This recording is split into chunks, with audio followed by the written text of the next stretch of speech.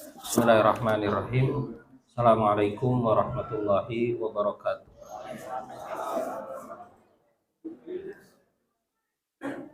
Innal hamdalillah nahmaduhu wa nasta'inuhu wa nastaghfiruh wa na'udzu billahi min syururi anfusina wa min sayyiati a'malina. Man yahdihillahu fala mudhillalah wa may yudlil fala hadiyalah. Asyhadu an la ilaha illallah wahdahu la syarikalah wa asyhadu anna Muhammadan abduhu wa rasuluh sallallahu alaihi wa ala alihi wa sahbihi wa sallama tasliman katsiran ila yaumiddin, amma ba'd. Allahumma anfa'na bima 'allamtana wa 'allimna ma yanfa'una wa zidna 'ilman. Subhanaka la 'ilma lana illa ma 'allamtana innaka antal 'alimul hakim. Hadirin kaum muslimin wal muslimat rahimani wa rahimakumullah. Alhamdulillah, pada malam hari ini kembali kita dapat berkumpul di majlis yang mulia ini untuk kembali melanjutkan pembahasan kita atas kitab Ittiba'ul Hawa, tentang mengikuti hawa nafsu. Nah, dan dari pembahasan ini kita masih membahas tentang tema asbab, ya, ittiba'il hawa, yaitu sebab-sebab atau faktor-faktor yang menjadikan manusia mengikuti hawa nafsu. Nah, kita telah membaca 3 poin dari pembahasan ini. Kita akan lanjutkan dengan poin berikutnya, yaitu poin yang keempat. Penulis mengatakan rabi'an, yang keempat, adamu qiyamil akharin bima yajibu alaihim nahwa sahibil hawa, yaitu tidak adanya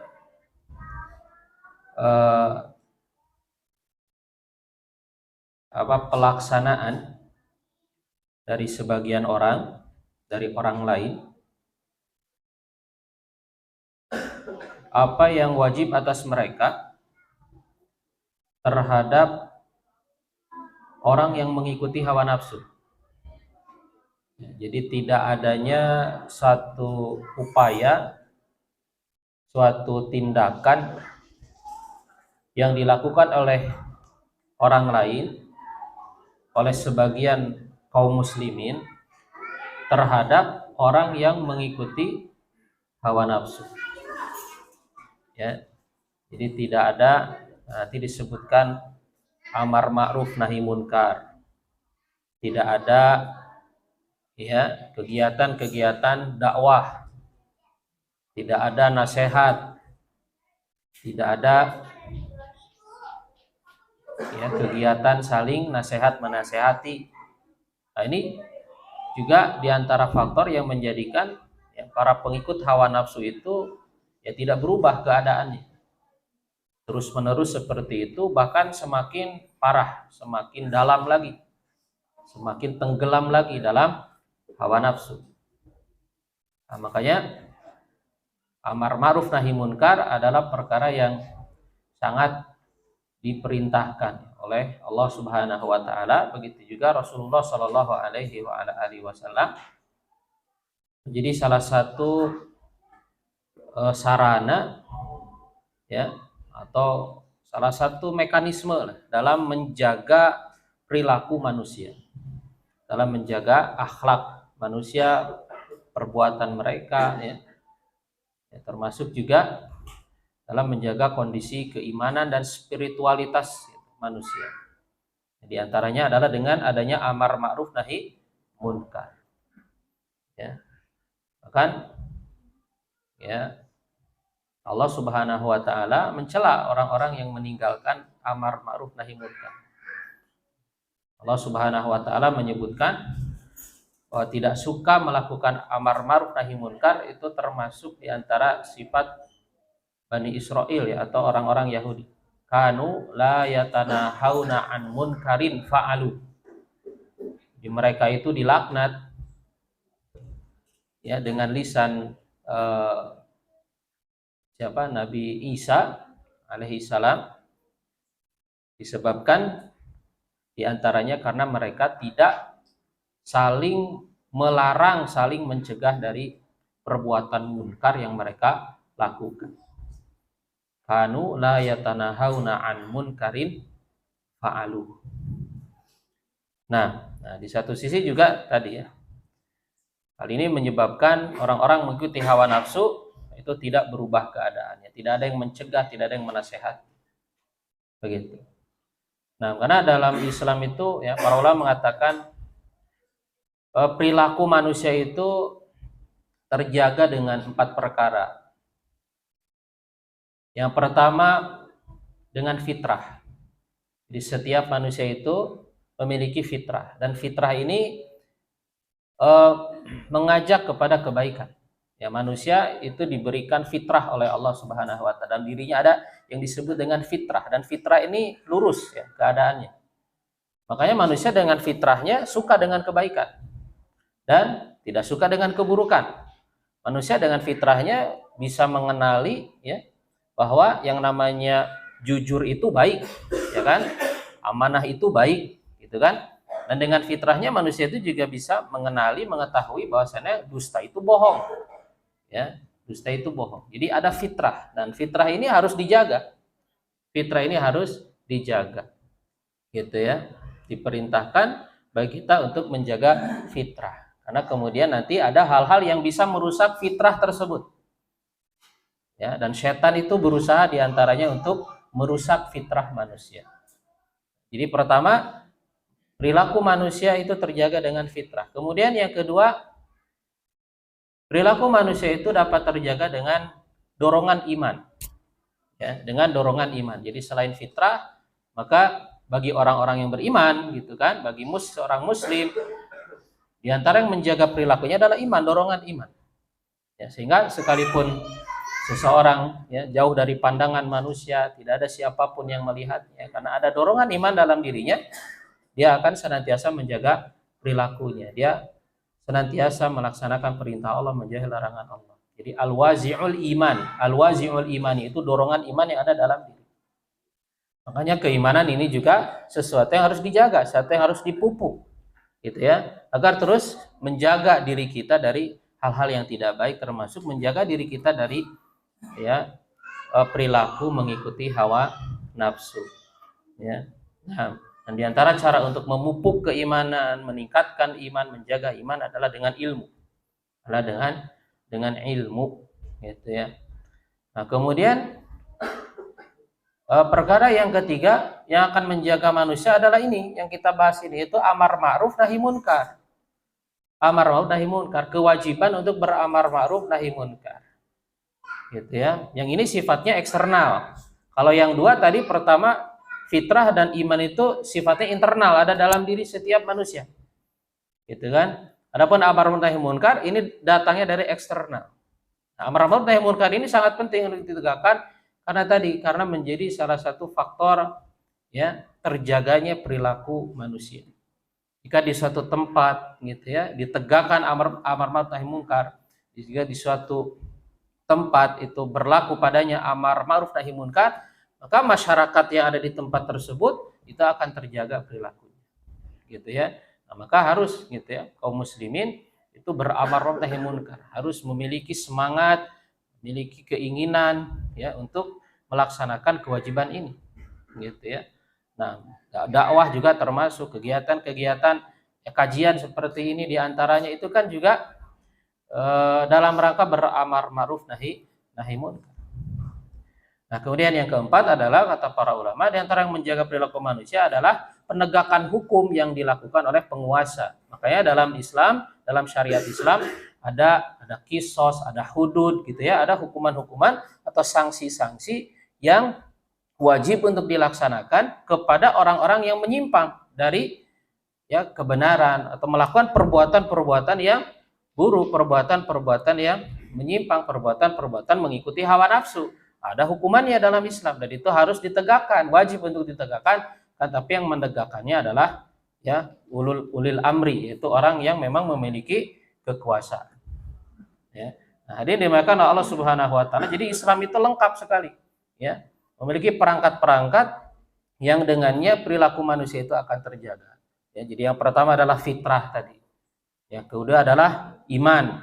Ya, kemudian yang ketiga amar ma'ruf nahi munkar, dan yang keempat adalah sanksi-sanksi atau penegakan hukum yang baik, ya, penegakan hukum yang baik, yang sungguh-sungguh yang dilakukan oleh penguasa muslim. Begitu. Nah, kita baca apa yang dikatakan atau dijelaskan oleh penulis, taksirun nas fil amri bil ma'ruf wan nahyi 'anil munkar.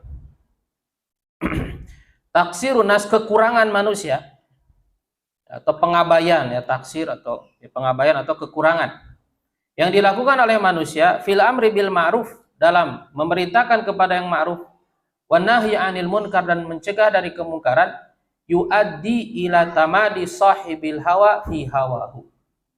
Ya, ini akan menyebabkan atau membawa kepada terus-menerusnya pengikut hawa nafsu di dalam hawa nafsunya. Ya, seperti yang tadi disampaikan. Di pengikut hawa nafsu, orang yang suka melakukan mengikuti hawa nafsu karena tidak ada yang mengingatkan, karena tidak ada yang mencegah, karena tidak ada yang mengajak dia untuk meninggalkan hawa nafsu, ya maka terus-menerus, ya, itu dilakukan. Nah, wa mudhihi fi tariqihi bila mubalat, dan terus-menerusnya si pengikut hawa nafsu itu dalam jalan yang dilaluinya, yaitu terus-menerus mengikuti hawa nafsu bila mubalatin, tanpa adanya kepedulian. Karena tadi, karena orang-orang di sekitarnya ya cuek aja gitu kan, tidak memperingatkan, tidak mencegah, tidak memberitahu, itu kan, tidak mengingatkan. Ya akhirnya apa? Dia merasa bebas untuk mengikuti hawa nafsunya. Ya, tapi kalau orang-orang yang ada di sekitarnya, ya, dimulai dari keluarganya, anggota keluarganya, terutama orang tuanya, gitu kan, itu menegakkan kewajiban ini, beramar ma'ruf nahi munkar, gitu kan. Begitu juga tetangga-tetangganya, komunitas-komunitasnya, gitu kan, tempat-tempat dia berkumpul, ya, masyarakatnya, itu memiliki perhatian kepada amar ma'ruf nahi munkar, maka dia akan berubah, gitu kan. Dia akan berubah. Ini pengaruhnya besar sekali ini, ya.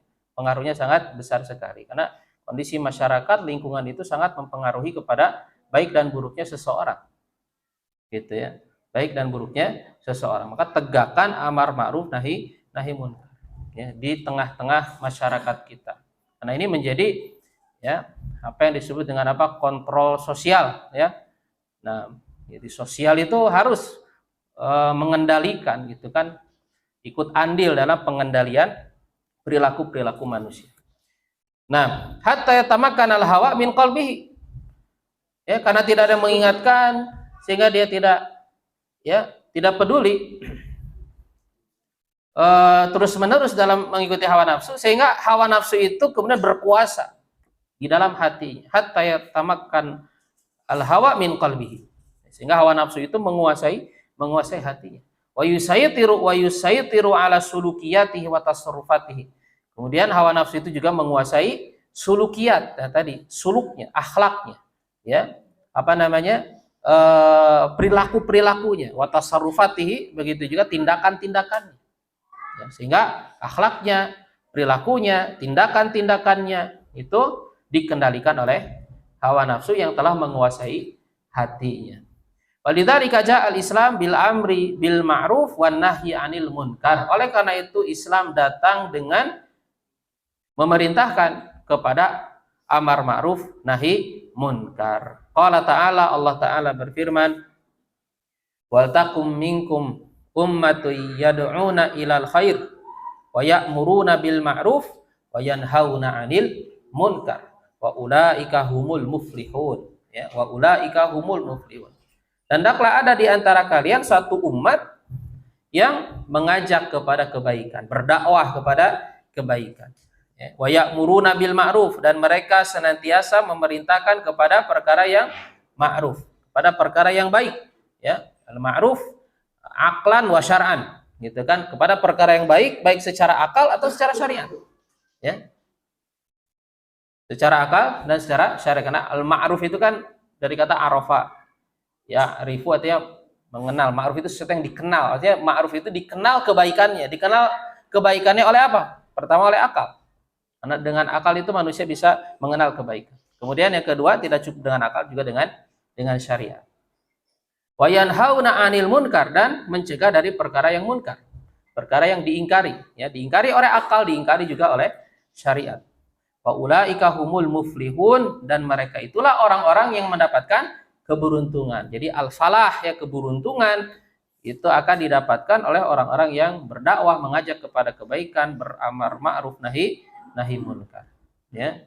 Maka sebaliknya, orang yang tidak melaksanakan ini, tidak berdakwah, tidak beramar ma'ruf nahi munkar, ya, dia tidak akan mendapatkan al-falah tadi, ya, itu keberuntungan di dunia maupun di akhirat. Surat Ali Imran ayat 104.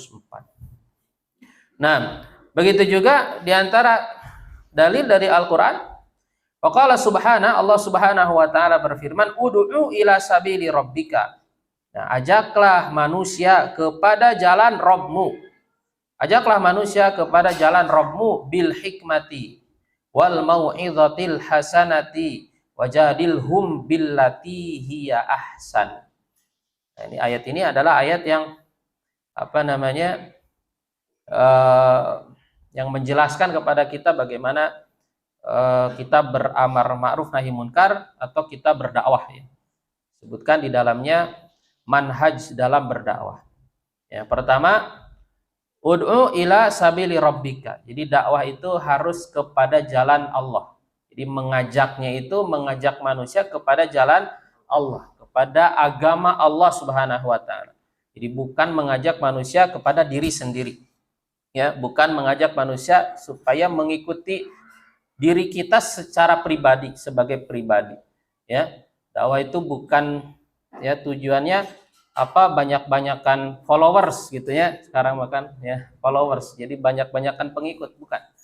Ya, kalau orang mengikuti kita senang. Kalau orang mengikuti orang lain yang itu padahal itu juga kebaikan, tidak senang, gitu, ya. Nah, begitu juga dakwah itu bukan mengajak kepada lembaga kita, bukan kepada kelompok kita. Kalau orang ikut dengan kelompok kita atau dengan majelis taklim kita senang. Tapi ketika orang, ya, mengikuti kelompok yang lain, mengikuti golongan yang lain, atau mengikuti lembaga yang lain, mengikuti majelis taklim yang lain, kita nggak senang. Itu juga tidak boleh seperti itu. Ya. Itu diantara menunjukkan bahwasanya kita itu berarti sedang berdakwah kepada selain Allah Subhanahu wa taala. Ya. Nah, jadi harus senang ketika orang lain itu mengikuti jalan Allah Subhanahu wa taala, baik melalui dakwah kita, melalui ajakan kita, atau melalui ajakan orang lain, ya kita harus senang. Karena tujuan dari dakwah itu adalah bagaimana supaya manusia itu mengikuti jalan Allah Subhanahu wa taala, baik dengan sebab kita atau sebab orang lain, begitu. Nah, kemudian yang kedua bil hikmah. Jadi dakwah itu harus bil hikmah. Hikmah itu apa? Isobatul haq. Hikmah itu artinya sesuai dengan kebenaran, ya. Sesuai dengan kebenaran. Artinya sesuai dengan ilmu. Sesuai dengan ilmu.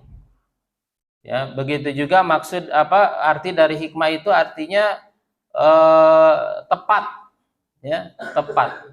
Gitu. Baik secara konten, ya, apa yang disampaikan, begitu juga tepat dari sisi caranya, tepat dari sisi waktunya, tepat dari sisi tempatnya, ya, tepat dari sisi keadaannya. Nah, itu semuanya hikmah. Itu semuanya hikmah. Jadi hikmah itu tidak selalu bentuknya itu misalnya lemah lembut, misalnya. Kadang-kadang, ya ada keadaan-keadaan tertentu yang menuntut seseorang untuk lebih tegas, misalnya, gitu kan. Tapi kadang-kadang juga kita harus lemah lembut, gitu kan. Jadi yang penting tepat, gitu. Itu hikmah. Kemudian wal mau'izatil hasanah, yang ketiga, manhaj dakwah yang dijelaskan dalam ayat ini adalah dengan mau'izatul hasanah, dengan pelajaran yang baik. Ya, kata para ulama, mau'izatul hasanah itu apa? Targhib wa tarhib. Targhib artinya memotivasi, ya, menjanjikan, menyebutkan janji-janji kebaikan, ya, menyebutkan janji-janji kebaikan, mengiming-imingi, ya, misalnya mengajak untuk sholat nanti kamu masuk surga misalnya kan, itu targhib ya. Nah, itu tentang penyebutan surga, pahala itu targhib ya.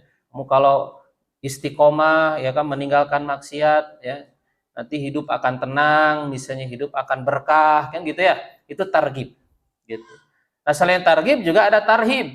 Tarhib ya. Tarhib itu artinya menakut-nakuti, menyebutkan ancaman-ancaman. Itu tarhib, di antara dengan neraka. Kamu kalau bermaksiat, mengikuti hawa nafsu, ya kan? Nanti Allah masukkan ke dalam neraka, dan neraka itu seperti ini, seperti ini, seperti ini. Penjelasannya banyak dalam Al-Qur'an. Dan tarhib dan tarhib itu metode Quran.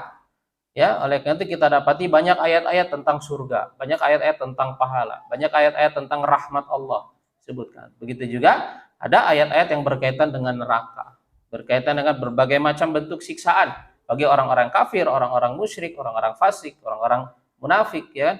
Nah, itu targhib dan tarhib. Nah, jadi di satu sisi harus mentarghib, memotivasi, menyebutkan kebaikan-kebaikan, ya di satu sisi juga harus menyebutkan ancaman-ancaman. Ya, jangan salah satunya saja gitu kan. Menyebutkan ancamannya saja misalnya gitu kan. Ayo we disingsieunan gitu gitu kan. Nah, enggak gitu kan, kadang-kadang dimotivasi dengan kebaikan-kebaikan. Seperti itu. Nah, jadi seimbang targhib wa tarhib. Nah, yang keempat, manhaj dakwah yang disebutkan dalam ayat ini adalah wajadilhum billati hiya ahsan, dan bantahlah mereka dengan cara yang baik. Al-mujadalah billati hiya ahsan. Yang namanya dakwah, ketika kita mengajak pasti ada reaksi, pasti ada respon, ya. Dan kebanyakannya gitu kan, respon dari dakwah itu ya kan, itu tidak berkenan atau kurang baik gitu ya. Secara khusus kalau nahi munkar, kalau amar ma'ruf kan biasa ya gitu ya, orang biasanya tidak bereaksi. Tapi kalau nahi munkar ya kan, mencegah dari perbuatan maksiat gitu kan, memperingatkan, mengingatkan, melarang dari perbuatan dosa ya, atau kebiasaan-kebiasaan yang apalagi sudah mengakar gitu kan, lama di suatu masyarakat gitu kan, kesyirikan misalnya, kebid'ahan misalnya. Nah, biasanya ada reaksi-reaksi tertentu ya kan. Nah, seorang dai ketika ada reaksi seperti itu ya pertama dia harus bersabar, kemudian kalau perlu dia kemudian membantah, menjawab gitu ya reaksi-reaksi itu, maka lakukanlah dengan cara yang baik gitu kan. Wajadilhum billati hiya ahsan, ya bantahlah dengan cara yang baik. Jadi jangan dibantah dengan cara yang tidak baik, berarti kan dibantah dengan cara yang kasar, dibantah dengan cara yang dengan emosi gitu kan, ngambek-ambekan gitu kan. Nah, ini ya tidak seperti itu. Wajadilhum billati hiya ahsan. An-Nahl ayat 125. Nah, wa qala jalla sya'nuhu, kemudian Allah Subhanahu wa taala juga berfirman, wa idhum wa qul lahum fi anfusihim qaulan baligha. Ini juga perintah untuk memberikan nasihat. Wa idhum, dan berikanlah nasihat kepada mereka.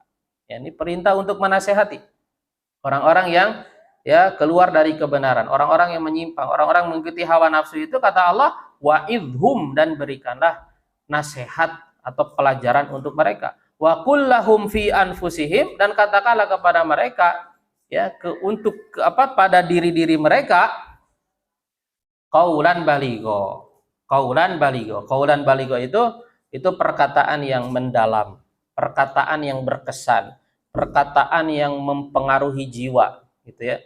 Nah, ini juga ya dalam hal kita menyampaikan sesuatu itu ketika berdakwah itu harus dengan qaulan baligha. Qaulan baligha itu ya, dalam ilmu itu ada ilmu balaghah ya kan. Ya, di antara salah satu cabang bahasa Arab itu adalah ilmu balaghah. Balaghah itu apa? Ya, balaghah itu ilmu yang membahas tentang ya bagaimana kita bisa menyampaikan perkataan yang tepat, yang sesuai dengan keadaan. Mutabaqatul kalam limuqtadal hal, itu kan definisi ilmu balaghah itu. Ya, sesuainya perkataan dengan tuntutan keadaan, Ya, orang lagi pusing gitu kan, gimana kita menyampaikan, orang lagi sedih gimana, orang lagi bahagia gimana, apa yang harus kita sampaikan. Itu qaulan baligha ya. Dan Al-Qur'an itu ya adalah kitab yang mengandung apa namanya? Yang mengandung tingkat balaghah yang sangat sangat tinggi sekali, gitu ya. Nah, jadi dan sampaikan kepada mereka perkataan yang berkesan, yang mendalam, yang mempengaruhi jiwa mereka, ya, atau yang mempengaruhi kepada jiwa-jiwa mereka. Nah, gitu ya. Nah, jadi seorang dai juga harus tahu, gitu kan, bagaimana cara untuk menyampaikan perkataan yang bisa berkesan, gitu. Nah, faida ta'awwada nas au faida ta'awwada nasu kafatan ala inkaril munkar kana radi'an li ashabil hawa anit tamadi fi tariqihim. Nah, apabila seluruh manusia itu telah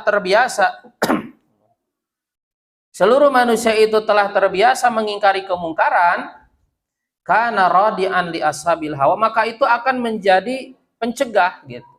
Akan menjadi pencegah bagi para pengikut hawa nafsu dari terus-menerus di atas jalan mereka, gitu ya, di atas jalan mereka.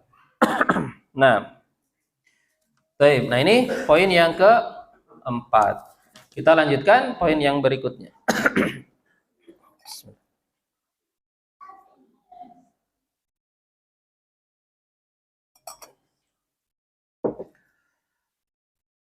Poin yang berikutnya, khamisan, yang kelima, hubbud dunya warrukunu ilaiha. Di antara faktor yang menyebabkan seseorang mengikuti hawa nafsu adalah cinta dunia. Cinta dunia dan cenderung kepadanya. Ya, kepada dunia. Dan yang dimaksud dengan hubbud dunia itu, cinta dunia itu adalah ya, ketika seseorang itu dikuasai hati dan pikirannya oleh dunia, gitu. Itu yang dimaksud dengan hubbud dunia. Adapun hubbud dunia, cinta dunia yang tidak sampai kemudian menguasai hati dan pikiran seseorang, itu sesuatu yang wajar, ya, karena setiap manusia itu memang cinta dengan dunia. Manusia itu semuanya cinta dengan hartanya. Ya. Wa innahu li hubbil khairi lasyadid. Sesungguhnya manusia itu amat sangat cinta dengan apa? Khair, ya. Khair yang dimaksud di sini adalah harta. Wa tuhibbunal mala hubban jamma, dan kalian menyukai atau mencintai harta dengan kecintaan yang sangat besar. Orang-orang yang berinfak pun, ya, kata Allah Subhanahu wa taala, wa yut'imuna ta'ama ala hubbihi. Mereka memberikan makanan itu di atas kecintaannya. Jadi sebetulnya orang berinfak itu cinta dengan hartanya.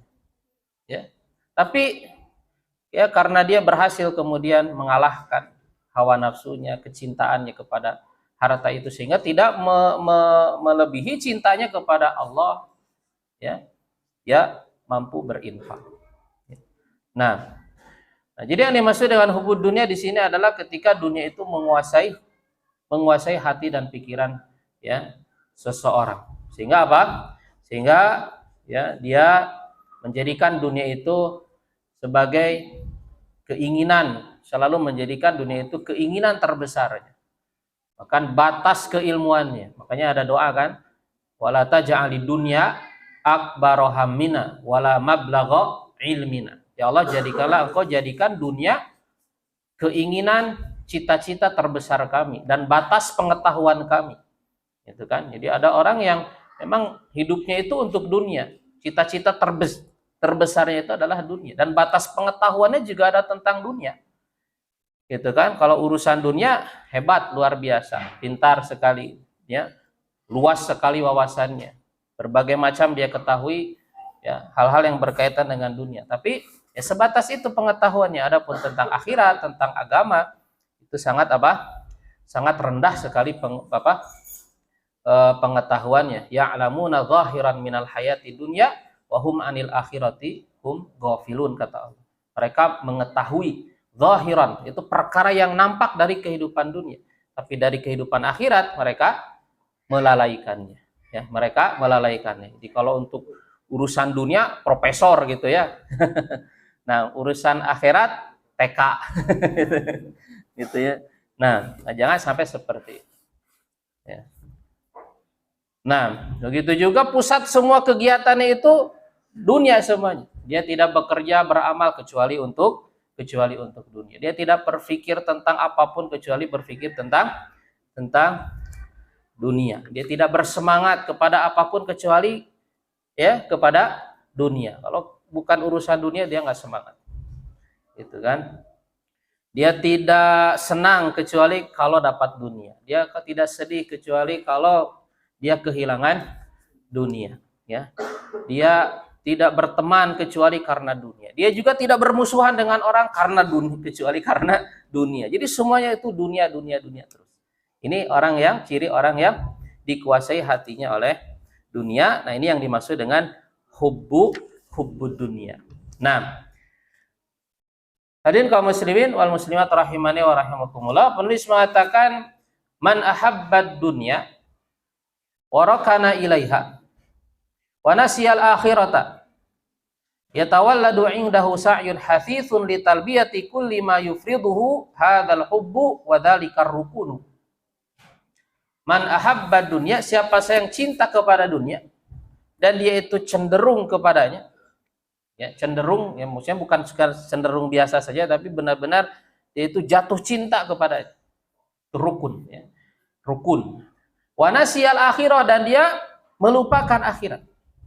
Ya tawalladu indahu, maka akan lahir darinya sa'yun hafif, ya, itu upaya yang cepat untuk litalbiyati kulli ma yufriduhu hadzal hubbu wa dzalikar rukun, untuk memenuhi segala sesuatu yang dituntutkan oleh kecintaan ini dan kecenderungan tersebut. Jadi orang yang cinta kepada dunia, ya, kemudian cenderung kepada dunia dengan kecenderungan yang besar, dia melupakan akhirat, maka kecintaan dia kepada dunia ini akan melahirkan apa? Melahirkan sikap dia itu selalu, ya kan, berusaha untuk memenuhi, ya, apa yang dituntut oleh kecintaannya tersebut, gitu kan, kecintaannya tersebut. Hatta wa in kana mukhalifan liman hajillah, sekalipun sesuatu yang diinginkan oleh kecintaan tersebut itu menyelisihi manhaj Allah, ya. Menyelisihi manhaj Allah Subhanahu wa taala, menyelisihi jalan Allah, menyelisihi syariat Allah Subhanahu wa taala. Wadzalika bi'ainihi huwa ittiba'ul hawa, dan itu, ya, pada hakikatnya itulah sikap mengikuti hawa nafsu yang sebenarnya. Itulah hakikat dari mengikuti hawa nafsu. Itulah hakikat dari mengikuti hawa nafsu. Jadi setiap hal, ya, dari kehidupan dunia yang setiap hal yang dia inginkan, yang lahir tadi dari kecintaan kepada dunia, itu selalu dia turuti, maka itulah mengikuti hawa nafsu, sekalipun keinginan tersebut menyelisihi aturan Allah Subhanahu wa taala. Wa qad lafatal maula an-nazara ila hadzal sabab. Dan al-maula, Allah yang dimaksud, ya, telah mengisyaratkan kepada sebab ini, kepada faktor ini. Ya. Allah Subhanahu wa taala telah mengisyaratkan, ya, supaya kita melihat kepada sebab ini, kepada faktor ini. Itu kepada faktor hubbud dunya. Faqala azza wajal, maka Allah azza wajal berfirman, innal ladzina la yarjuna liqa'ana waradu bil hayatid dunya watma'annu biha walladzina hum an ayatina ghafilun ulaika ma'wahumun nar bima kanu yaksibun. Surat Yunus ayat 7 dan 8. Innal ladzina, sesungguhnya orang-orang yang la yarjuna liqa'ana, tidak mengharapkan perjumpaan dengan kami. Tidak mengharapkan perjumpaan dengan kami di hari akhir, maksudnya di hari kiamat, di akhirat. Ya. Mereka orang-orang yang tidak yakin dengan akhirat. Waradu bil hayati dunia, dan mereka ridho dengan kehidupan dunia. Mereka merasa puas dengan kehidupan dunia. Watma'annu biha, dan mereka tenang dengan kehidupan dunia. Ya. Nah, ini orang-orang yang tadi yang dimaksud adalah orang-orang yang telah, ya, jatuh cinta kepada dunia, dikuasai oleh, ya, dunia, sehingga yang dicari itu adalah ya semua yang berkaitan dengan dunia. Waradu bil hayati, mereka puas, mereka ridho, mereka rela itu dengan kehidupan dunia dan merasa tenang dengan kehidupan dunia tersebut. Ya, sehingga tidak lagi mereka memiliki perhatian kepada akhirat. Ya, tidak lagi mereka memiliki keinginan kepada akhirat. Walladzina hum an ayatina ghafilun, dan mereka dan orang-orang yang mereka itu lalai dari ayat-ayat kami. Ulaika ma'wahumun nar, mereka itu adalah orang-orang yang tempat tinggal mereka itu di neraka, bima kanu yaksibun, disebabkan karena apa yang mereka kerjakan, ya, disebabkan karena apa yang mereka kerjakan. Ini surat Yunus ayat 7 dan 8. Nah, hadirin kaum muslimin wal muslimat rahimani wa rahimakumullah. Kemudian yang selanjutnya yang keenam, sadisan al-musara'atu fil husuli ala ma tashtahihi nafsu minal mubahat. Yang keenam, di antara faktor yang menyebabkan seorang itu suka mengikuti hawa nafsu, yaitu selalu bersegera cepat-cepat di dalam meraih apa yang diinginkan oleh nafsu dari perkara-perkara yang mubah. Dari perkara-perkara yang mubah. Nah, jadi selalu membiasakan diri untuk memperturut keinginan sekalipun itu perkara yang mubah. Gitu. Sekalipun itu perkara yang mubah. Nah tentu hadirin dimuliakan oleh Allah Subhanahu wa taala, perkara yang mubah itu seorang tidak apa-apa, ya. Perkara yang mubah itu kan perkara yang ya jika dilakukan dan jika ditinggalkan pun ya tidak ada konsekuensi apa-apa, baik terkait pahala atau dosa, gitu ya. Nah, akan tapi berlebih-lebihan dalam perkara yang mubah ini sesuatu yang perlu diwaspadai. Oleh karena itu para ulama juga memperingatkan supaya ya seseorang itu tidak ya fudul, namanya ya, istilahnya itu fudul fil mubahat, itu ya berlebih-lebihan di dalam perkara yang mubah, gitu ya, berlebih-lebihan dalam perkara yang mubah. Seperti apa misalnya dalam masalah pakaian misalnya, gitu kan, dalam masalah makanan, minuman, ya kan, tempat tinggal, ya, apa yang perkara-perkara yang mubah. Walaupun itu sesuatu yang diperbolehkan. Nah, tapi yang perlu diwaspadai di sini adalah kalau seorang itu terbiasa, ya, setiap dia punya keinginan, kemudian dia ikuti, punya keinginan diikuti, punya keinginan diikuti, terus-menerus seperti itu, maka yang nanti dikhawatirkan adalah dia juga terjerumus kepada perkara yang diharamkan, gitu. Karena dia terbiasa mengikuti hawa nafsu, ya kan? Maka akhirnya apa? Perkara-perkara yang haram pun, ya kan, ketika diinginkan oleh hawa nafsunya, maka akhirnya dia berani untuk melakukan perbuatan yang diharamkan tersebut, gitu. Nah, jadi kadang-kadang kita perlu untuk menahan diri, gitu, dari hal-hal yang mubah, gitu ya. Jadi hal-hal yang mubah yang ya kita anggap itu tidak memberikan faidah atau tidak memberikan manfaat kepada kita, baik untuk agama kita, ini yang lebih utama, atau untuk urusan dunia kita, atau untuk urusan dunia kita. Ini dalam rangka apa? Dalam rangka kita mengendalikan nafsu, ya, dalam rangka kita melatih hawa nafsu kita. Nah, nulis mengatakan al-insan mata mada'athu nafsuhu ila syai'in minal mubahat asra'a ila ijabatiha. Seseorang ketika jiwanya mengajaknya kepada sesuatu dari perkara-perkara yang mubah, asra'a ila ijabatiha, maka dia cepat-cepat untuk mengabulkan keinginannya tersebut. Ya. Waqad kana ahlul ilmi yurabbuna tullabahum ala mukhalafati ma tahwahu anfusuhum minal mubahat. Dan dulu para ulama, para ahli ilmu, mereka itu mendidik murid-murid mereka supaya apa? Supaya menyelisihi apa yang diinginkan oleh nafsu-nafsu mereka minal mubahat, dari perkara-perkara yang mubah, ya, dari perkara-perkara yang mubah, ya. Nah, ini kemudian ada cerita, ya, kisah di sini, dakhala bin Khalifah ala Sulaiman bin Habib ibn al-Muhallab bil Ahwaz. Pernah katanya Khalaf bin Khalifah datang bertemu dengan Sulaiman bin Habib bin al-Muhallab di Ahwaz, jadi daerah bernama Ahwaz. Wa ingda Sulaiman, dan di sisi Sulaiman ada jariyatun lahu yuqalu laha al-Badr. Ya, di sisi Sulaiman ini ada seorang budak perempuan.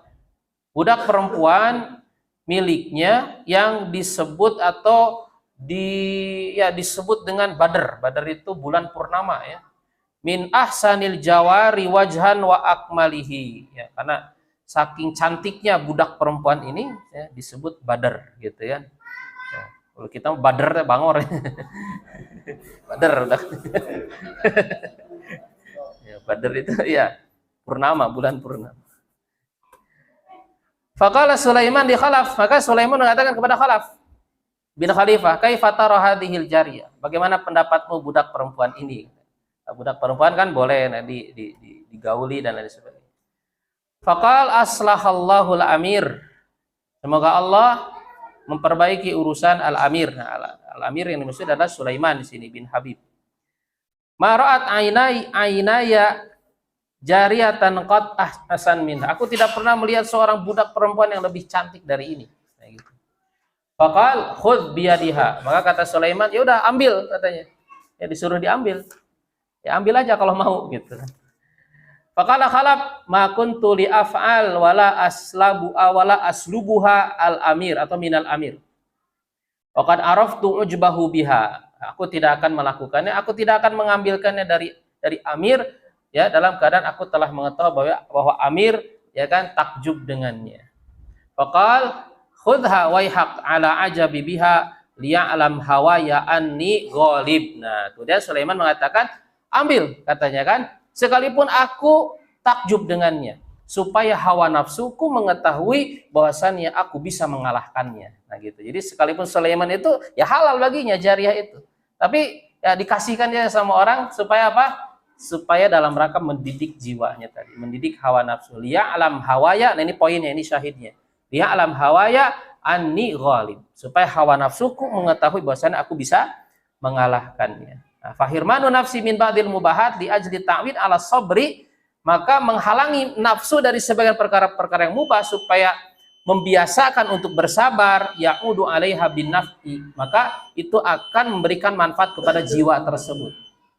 Khosatan idza wajahat syahawatuhu wa amaniha al-muharramah, ya, secara khusus ketika nafsunya tersebut menghadapi syahwat-syahwat dan keinginan-keinginan yang diharamkan. Nanti akan lebih mampu lagi itu kan menghindarinya.